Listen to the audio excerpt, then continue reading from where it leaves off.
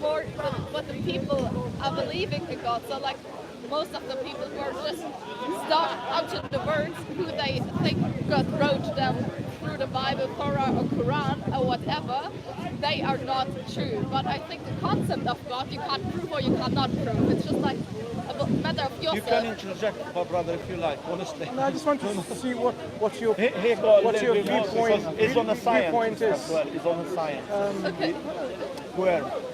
Many of us can study science or art, it doesn't matter. You have to be critical thinking what you study. So whether you start arts, you still have to think critically. Whether you study science, you still think critically. So that's very important. Critical thinking is essential.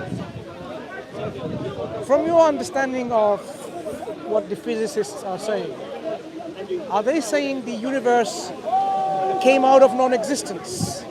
They are still arguing about it. It's like some of them believe that they was kind of sorry, I need to find the reason. Sure. So that there's kind of there used to be something which had so much energy that it created the Big Bang. So it's not from non-existent, from something. I mean, that I can understand, because the concept of getting something from absolute nothing, it's not possible. No. It's not rational to think that you can get something out of nothingness. Yeah, that's the thing about what do you think is nothingness. Nothingness is absence of everything. Yes, of everything, but Energy. even energy or not. Even energy. You see, have you heard of Professor Lawrence Krauss?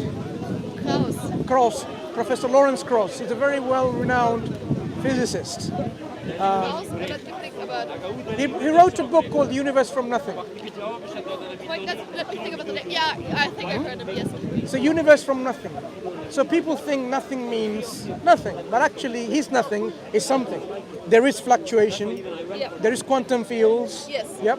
So what we are saying, nothing You okay with is that, the yeah? absence of everything, including quantum fields, including gravity, including fluctuations, including quarks or neons and gluons or whatever, people thinking, including vacuums, because the vacuum isn't empty. Yes. Yeah. So we cannot say nothingness can generate something in that definition of nothing. And that definition of nothingness, of course not. Right. So that means if we exist now, Yes. which we do, Yes. could there be a point in time in inverted quotes, because time itself is very difficult to understand, Yes. that there was absolute nothingness at one point?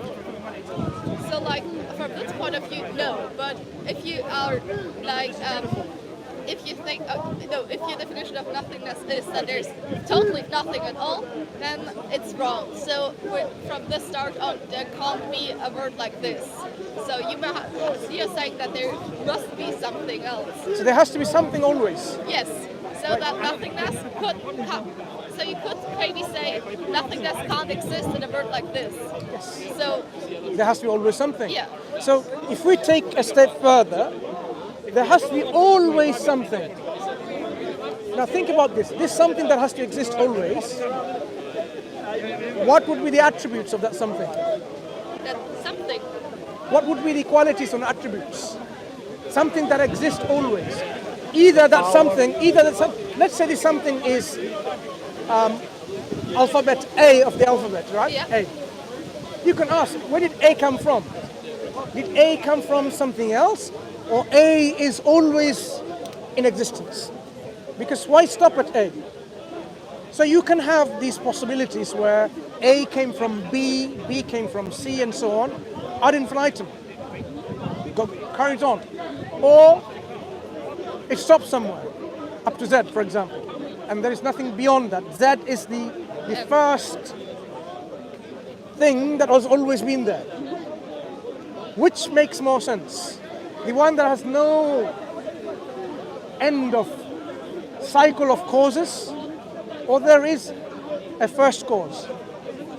I'm not sure about that because I don't I'm just looking at the moment, not at the very, very beginning, because I think that's what people think. How do you say? Just let me think about it. So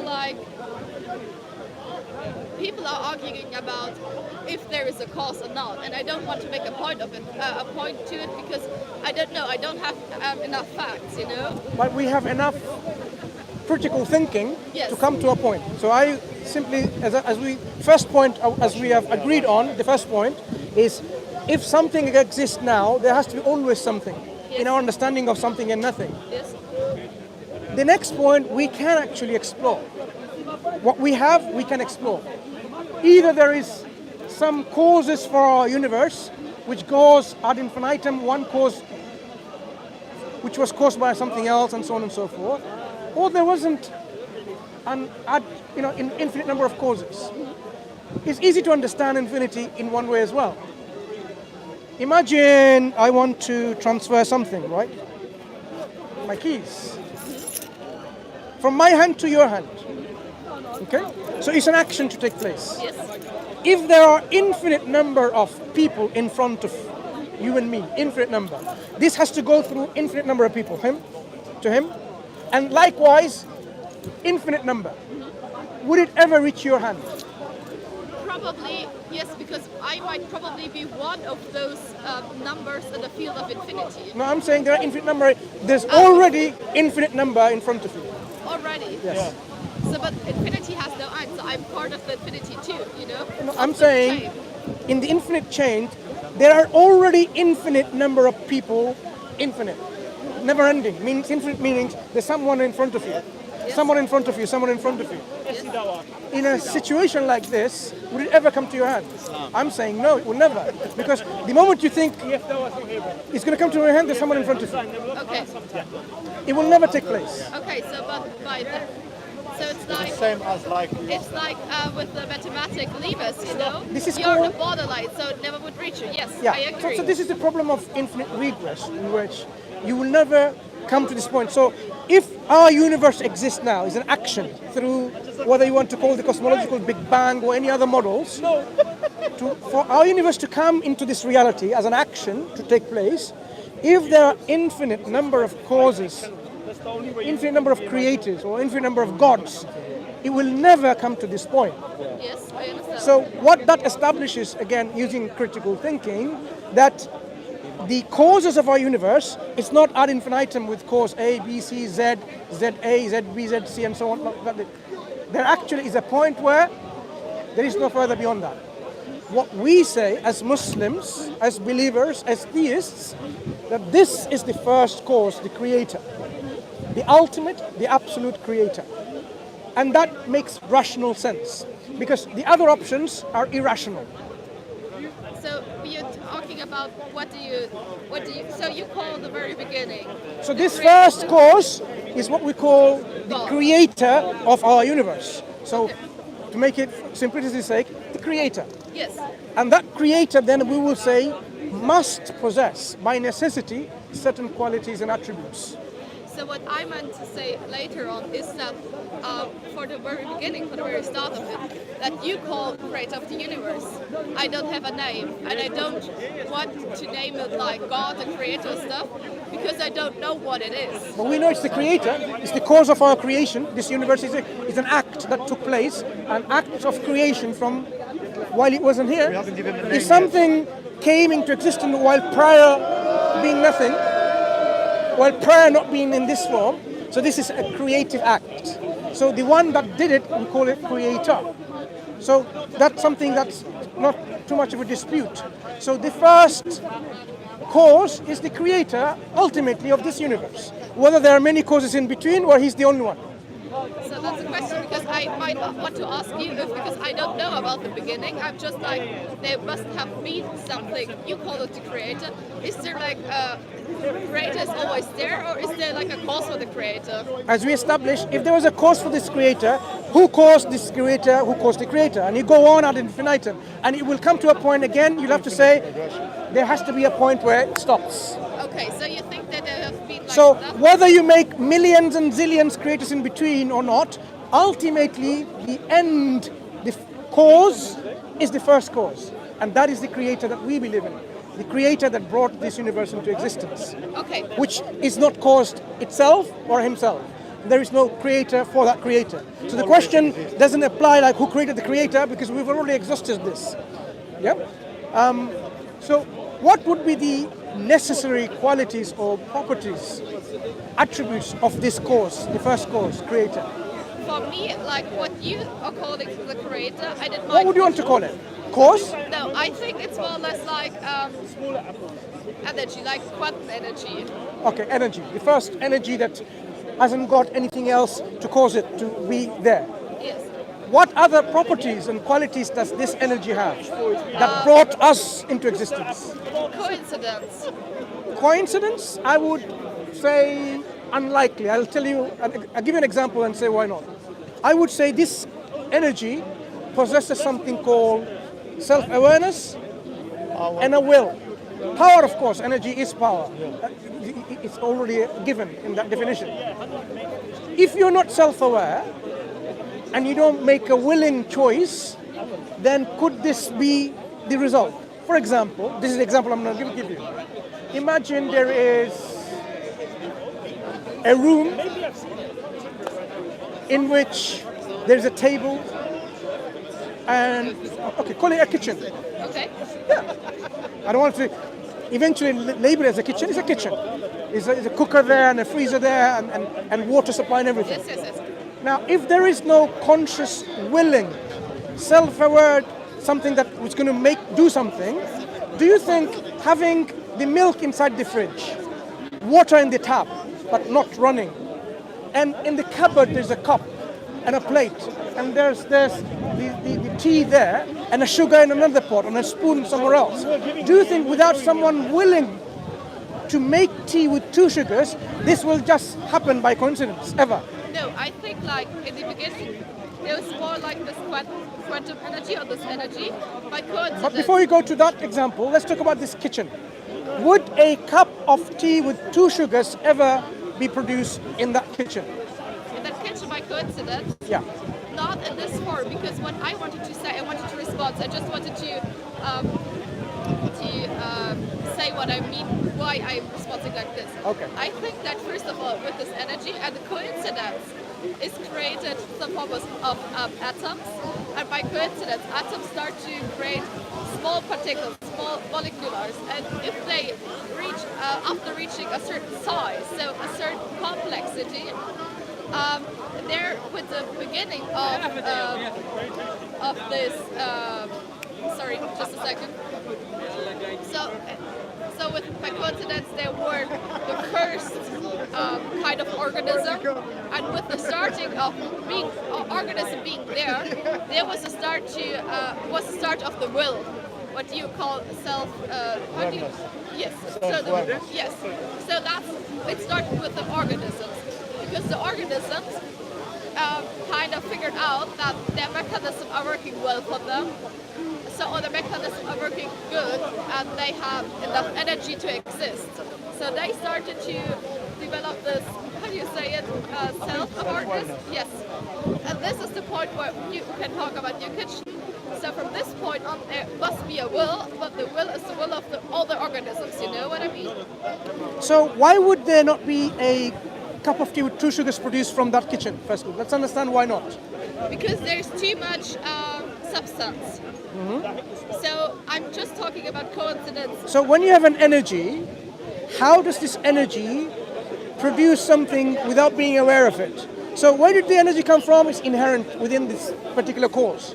It was not given. Because we're talking about the first cause, the prime mobile, the first cause, which exists by necessity. If it doesn't have a will on self-awareness, you're saying something proceeds from it, and then eventually these things gather together. Do you know how complex the first living cell is? It is very It is complex. impossible to self-organize. Impossible. Why? Because to make a living system, a cell, it has certain organelles. Whether it's the lysosomes and mitochondria, yes. We are talking about proteins and enzymes. Yes. To make proteins, you need DNA. To make DNA, you need proteins. It's a catch-22 situation. You can't have it. It's not going to work. It's like, May I answer? You can. So I think so before you had a complex cell, even the cell developed from in a long process because there's a it's called I think Refuting theory in German, which is like the theory of the mitotrons, like the nuclear power of the cell. But remember, there are no laws within the universe. There is no laws. There is no gravitational constant. There is no Planck's constant. All these constants in the universe doesn't exist because that energy didn't create any of that. So now, things won't just form. There is no forces of attraction or repulsion. It just wasn't created. No, I think like what you got, the concept you call creator or God. But this energy didn't do any of that. No, because it happened by a coincidence. Are you saying by coincidence the law formed, the law of attraction formed? Yes. By coincidence the law of repulsion formed by coincidence? Because energy used to respond to energy. So if there's a certain amount of So the law forms by themselves.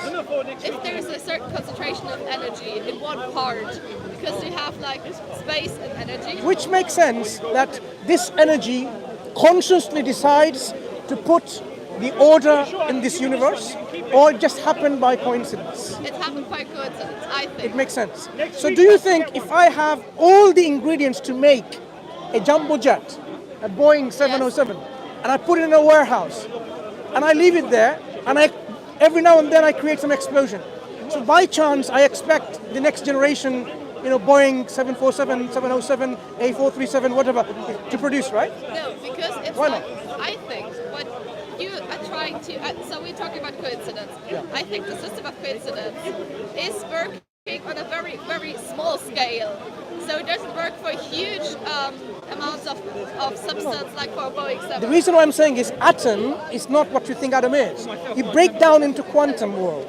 In quantum, you all these quantum particles interacting with each other. They are not simple. They're very complex in their interactions. They are That complex. interaction is already an interaction to which there are rules and laws in place already. And I think those rules or laws, you're talking about the small scale, it's more or less like the response of them to themselves. More or less, Don't worry about the hecklers. They will come and go. Sorry. more or less formed by the coincidence. So it's like by coincidence there were those quarks. When you say and then coincidence, okay, what is coincidence? It's just like Personally, I don't think there is such thing as coincidence. It doesn't exist. What is coincidence? If I flip a coin, brother, listen.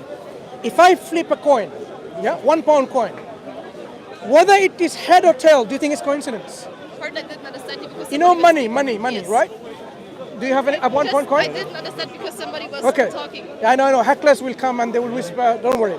So you have a head Yes, and a tail, right? yes, That's what we call a coin. yes, Now, if I flip this coin yes, and I falls on my hand, yes. is it a coincidence? Is it head or tail? It is. No, it's not. Let me tell you why it's not.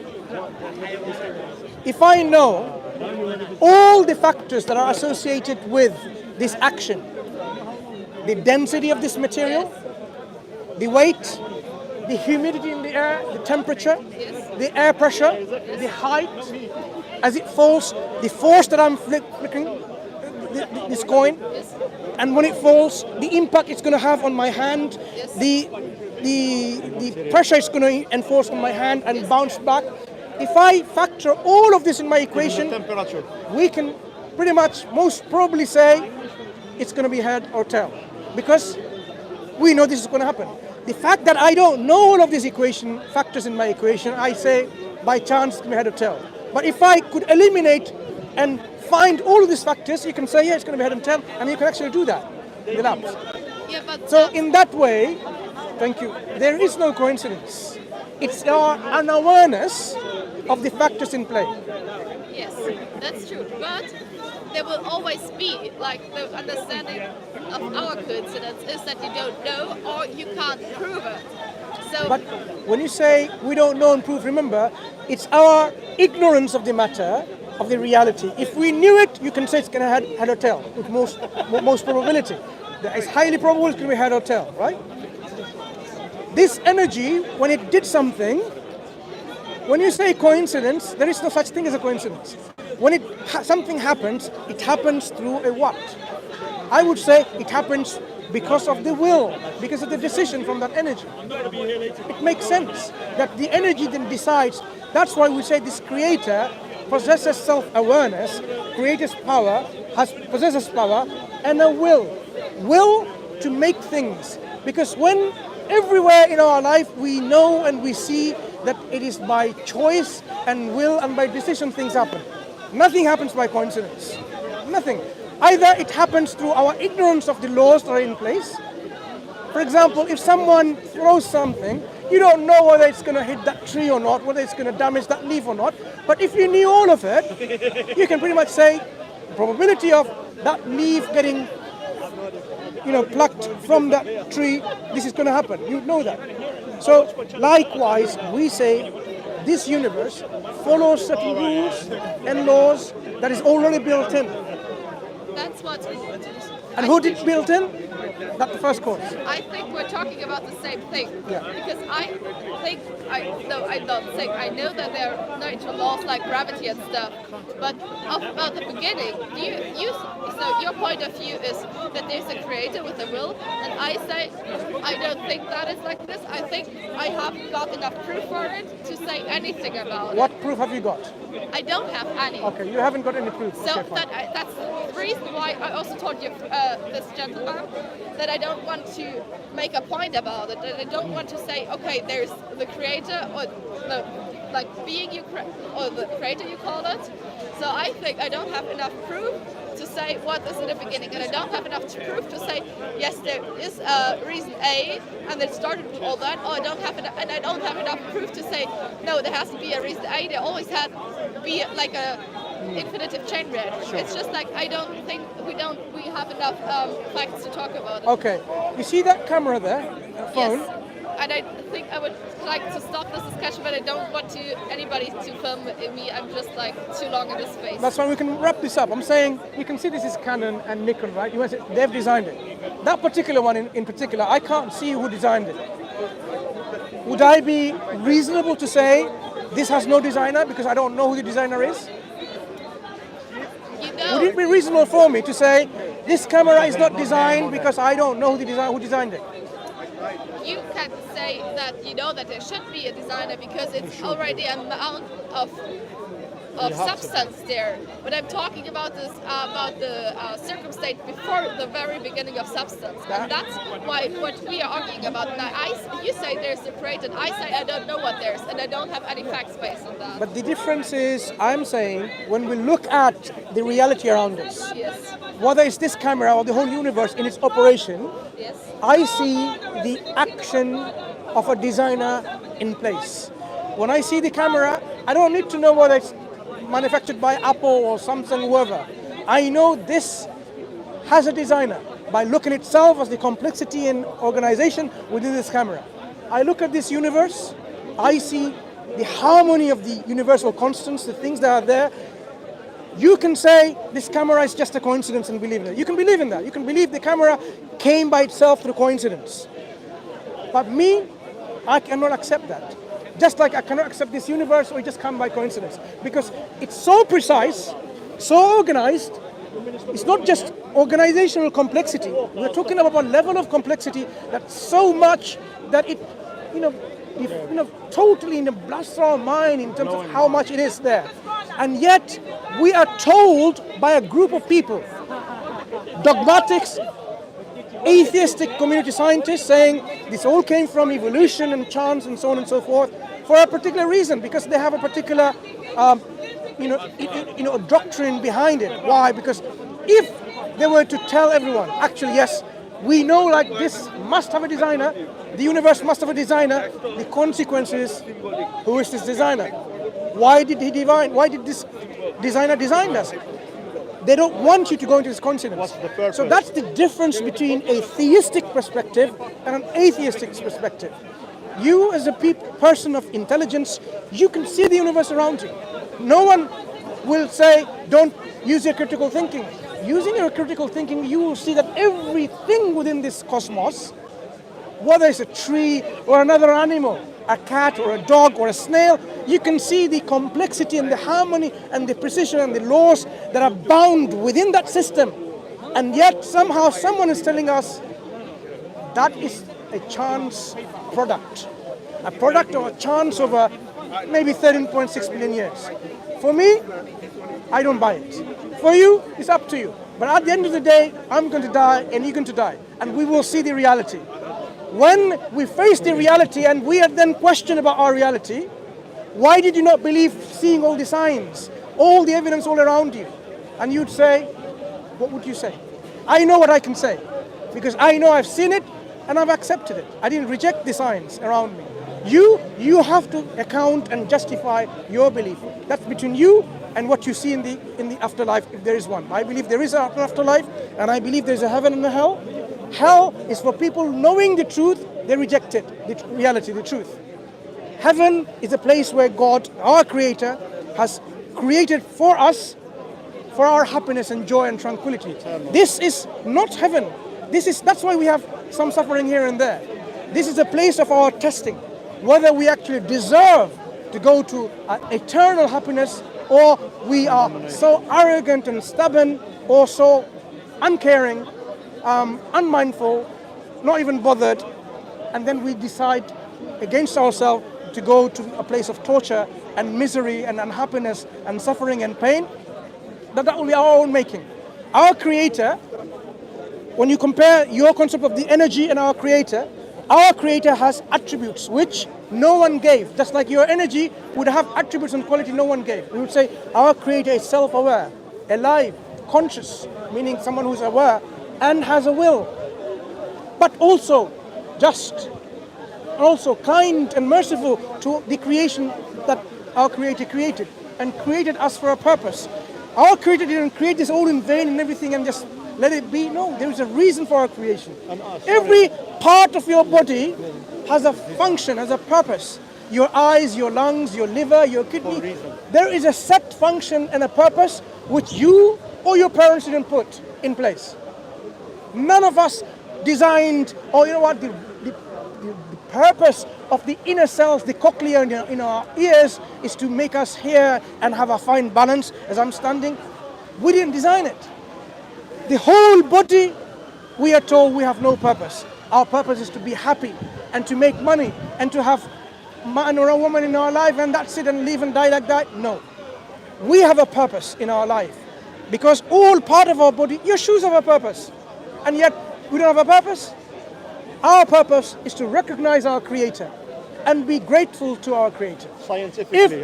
If someone gave you, a kidney or a lung or a heart transplant when you needed it, you would be grateful and thankful to that person, because that person gave you out of their own kindness and generosity perhaps. And being grateful and being thankful, showing that gratitude, is your natural response. When you have a heart transplant from someone, or a kidney from some donor, you will be thankful to them, say thank you. Our Creator given us all of it, 2 kidneys, lungs and heart and a digestive system and so on. Our natural response, we say, should be one of gratitude. Thank you. And that is what we say the purpose of our life is, to be grateful to our Creator and to live our life according to what our Creator wants us to live, so that this is linked with the hereafter. So we're talking now about religion. Yes. I don't want to talk. That's fine, because you have to go. I just want to summarize this before you go. Yes, I don't want to talk about religion because I think I don't have enough facts. So you can believe in the Creator if you want to. I don't want to disturb you, but I want to be like, I'm still looking for facts. Thank you. That's fine. Well, it's no matter of laughing. It's people's own choice. So let them choose what they have to choose. Which one's mine? This one. Assalamu alaikum, brothers and sisters. It's another talk by Brother Mansur, mashallah, may Allah bless him. It is being recorded and inshallah will be up in a high definition version, even though this is quite good high quality. Weather's getting worse now, guys, as you can see. Say salam, bro. Say salam alaikum. Alaikum salam. Salam alaikum. Look at my hand, there's a mic. Yeah? Salam alaikum. How you been, bro? You okay? Go home, yeah? Fish for someone else. Yeah. Will you see me? I'll join you. Call Mansur. Hashim's not here today, brother. He's inshallah next week. Yeah, he's hiding from the weather, yeah? You said that, not me. It's live, bro, you're done.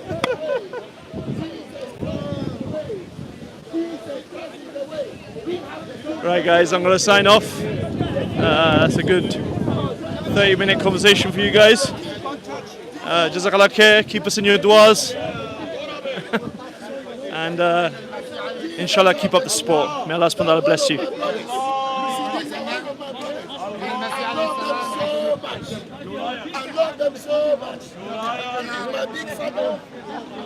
I'll give you a little tour before I go, I guess.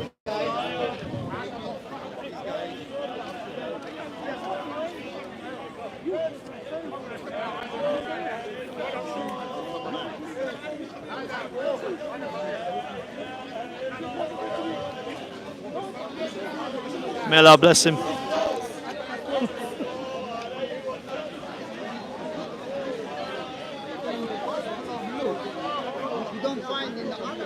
Wa alaikum assalam wa rahmatullahi wa barakatuh to all of you.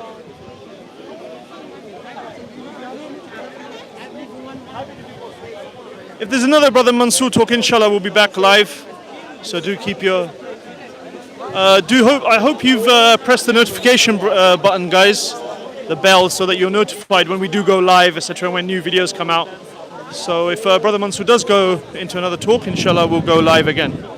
Yeah, press that bell so that inshallah you'll be notified. May Allah bless you all.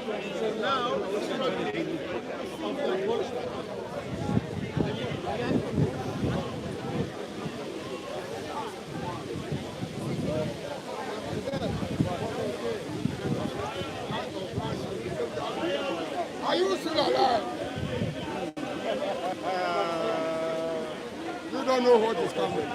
You will be destroyed at this end of time. We're all going to be destroyed. By who?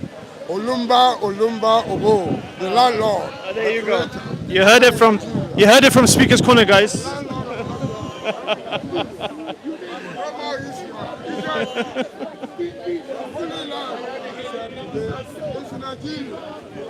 Nigeria is now the mother of the world.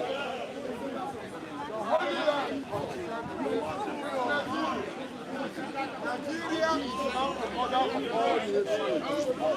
All right, guys, I'm going to sign off.